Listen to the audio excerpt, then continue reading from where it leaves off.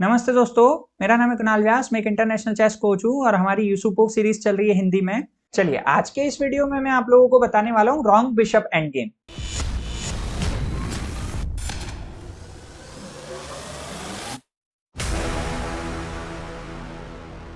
मतलब wrong bishop end game का मेरा मतलब ये होता है कि हमारे पास जब भी रुक पॉन होती है और जिस कलर का हमारे पास बिशप होता है उसके अपोजिट कलर की अगर हमारे पास पॉन होती है तो उसको रॉन्ग कलर बिशप बोलते हैं। अगर यहीं पे अगर हमारे पास में डार्क कलर बिशप होता है तो उसको right colour bishop end game बोलते हैं। तो गाइस, जो wrong colour bishop end game होता है वो जनरली ड्रॉ ही होता है, लेकिन इसमें कुछ एक्सेप्शंस होते हैं। अगर डिफेंसिव साइड वाला अगर कुछ गलती करता है तो वहां पर हमको विन के चांसेस मिलते हैं। जैसे इस पोजीशन में एक ही की पॉइंट होता है, अगर आपको डिफेंस करना है तो आपको अपने किंग को कॉर्नर में ही रखना है, कॉर्नर से दूर नहीं ले जाना है। मींस आप G8, G7, H7 और H8 ये चारों स्क्वायर पे ही ट्रेवल करेंगे। इससे ज्यादा अगर आप कहीं दूर गए तो फिर आपका किंग कट ऑफ हो सकता है। तो चलिए शुरू करते हैं। King F6, king G8, H6, king H8 and H7 and guys ये सिंपली ड्रॉ हो गया। चलिए अब हम लोग नेक्स्ट एग्जांपल पे चलते हैं। गाइस, ये वेरी इंपॉर्टेंट पोजीशन है। इसमें क्या किया है हमने, एज अ वाइट हमने अपोनेंट के किंग को इधर जाने ही नहीं दिया है कॉर्नर की साइड। सो हमने खेल दिया यहाँ पे बिशप A2।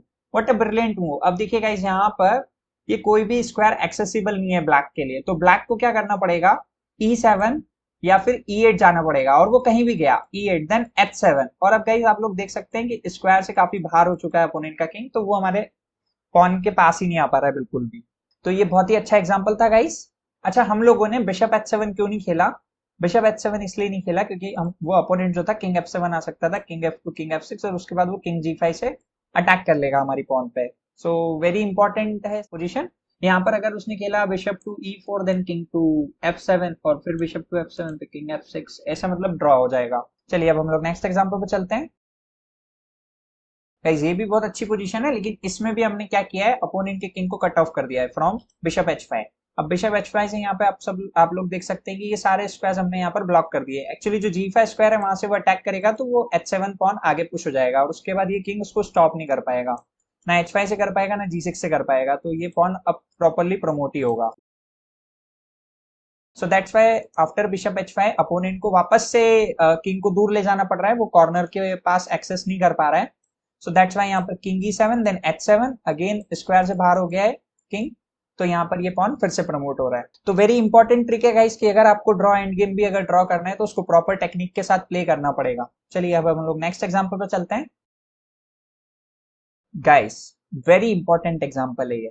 यहाँ पर व्हाइट ने खेला king C2, very important move. King C3 खेलने से भी हम लोग हार जाते हैं, किंग C3 खेलने से बिशप B3, और यहाँ पर फिर से हमारा किंग कट ऑफ हो चुका है, कॉर्नर को एक्सेस नहीं कर पा रहा है। And king D2, king B2, king D2, king B2 and उसके बाद में A3, A2, A1 and pawn promote हो जाएगी। सो दैट्स व्हाई हम लोग ने गाइस यहाँ पर किंग C2 प्ले किया है, king C2 and then bishop B3 check and guys इसके बाद में king B1, very important move. उसके बाद गाइस यहाँ पे अपोनेंट ने प्ले किया bishop C4 then king A1 और उसके बाद में अगर वो बिशप D3 खेलता है तो भी स्टेलमेट है गाइस, कहीं नहीं जा सकते हम लोग। और अगर वो लेट्स सपोज किंग कहीं प्ले करता है देन किंग B1 और A3 पे किंग A1, A2 पे फिर स्टेलमेट हो गई। तो ये पोजीशन रहेगी गाइस। एक्चुअली अगर यहाँ पर अपोनेंट किंग यहाँ भी खेल लेता है तब भी ये खेल लेंगे हम लोग, ये उसके बाद भी किंग आसपास नहीं आ सकता हमारे, तो ये भी पोजीशन ड्रॉ ही होगी। चलिए अब हम लोग नेक्स्ट एग्जांपल पर चलते हैं। गाइज, यहाँ पर जो हुआ है एक्चुअल में, यहाँ पर ब्लैक ने एक्सचेंज करा है रुक, क्या सोच के कि उसके पास बिशप है और एक पॉन है। लेकिन एक्चुअली में क्या हो रहा है गाइज, इस तरीके की एंड गेम में हमको बहुत केयरफुल रहना पड़ता है। एक्सचेंज करने से पहले प्रॉपर मटेरियल एडवांटेज की जरूरत होती है। समटाइम्स डिफेंसिव रिसोर्सेज आ जाते हैं और उसके बाद गेम ड्रॉ हो जाता है। तो कुछ इसी टाइप का ये एग्जाम्पल है। Rook cross B2, bishop cross B2, king F3, king F5 and H4। What a brilliant move. Bishop C3 and then G4 check, king F6, G5 check, king F5 and H5।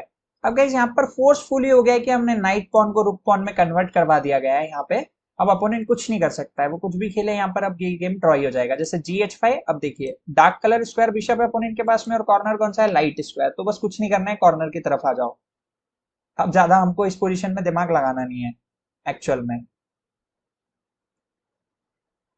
बस अब हम लोग proper corner पकड़ के खेलेंगे और ये game draw हो जाएगा। चलिए अब हम लोग नेक्स्ट एग्जाम्पल पर चलते हैं। गाइज, ये एग्जांपल भी बहुत अच्छा है। एक्चुअली इसमें भी हमको कॉर्नर ही पकड़ना है, king C2, bishop A2 and B4 check and a cross B3 and then king B2। Okay, ये वेरी इंपॉर्टेंट पोजीशन है क्योंकि अब हमको क्या करना है, ये नाइट पॉन का एग्जांपल आ गया एक्चुअली, जिसमें भी हम ड्रॉ कर पा रहे हैं। तो समटाइम्स इस टाइप के एक्सेप्शनल केसेस भी आते हैं हमारे पास में। So king to D4, then king to A1, और इसके बाद में गाइस अब ये गेम सिंपली ड्रॉ है, ये पॉन पुश कर नहीं सकता तो बिशप बाहर नहीं निकलेगा, और एक्चुअली इन तीनों स्क्वायर पे अपोनेंट का किंग एक्सेस नहीं कर सकता, अदरवाइज स्टेलमेट हो जाएगी। फॉर एग्जांपल अगर वो यहाँ आया तब भी स्टेलमेट, अगर वो यहाँ आया तब भी स्टेलमेट, और अगर वो यहाँ आया C1 पे तब भी stalemate. So thank you for watching this video. अगर आपको वीडियो अच्छा लगा है तो please like share and subscribe जरूर करें, ताकि दूसरे लोग भी इस तरीके के फ्री लेक्चर्स का यूज ले पाए। आजकल के टाइम पे इतनी क्वालिटी चेस कोचिंग मिलना बहुत बड़ी बात होती है।